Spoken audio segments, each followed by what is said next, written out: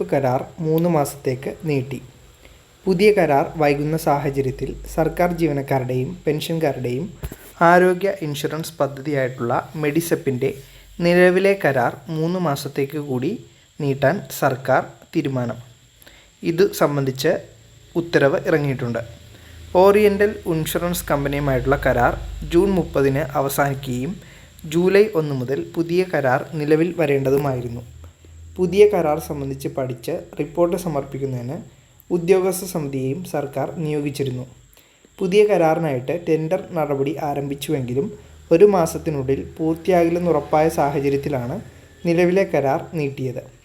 Package നവീകരണം, കൂടുതൽ ആശുപത്രികളുടെ എംപാനൽമെൻറ്റ്, ജീവനക്കാരുമായുള്ള ചർച്ച എന്നീ കടമ്പകൾ ഇനി ശേഷിക്കുകയാണ്. പദ്ധതിയിൽ വിടവ് വന്നുകഴിഞ്ഞാൽ ഡയാലിസിസ് പോലുള്ള തുടർച്ചയായ ചികിത്സ ആവശ്യമായവരും പെൻഷൻകാരായ രോഗികളും പ്രതിസന്ധിയിലാകും. ഈ സാഹചര്യത്തിലാണ് കരാർ ദീർഘിപ്പിച്ചത്. ടെൻഡറിൽ പൊതുമേഖലാ ഇൻഷുറൻസ് കമ്പനികളെ മാത്രം പങ്കെടുപ്പിച്ചാൽ മതിയെന്ന തീരുമാനത്തിൽ മാറ്റമില്ല. സ്വകാര്യ കമ്പനികൾ ടെൻഡറിൽ പങ്കെടുക്കാൻ താൽപ്പര്യം പ്രകടിപ്പിച്ചിട്ടുണ്ട്.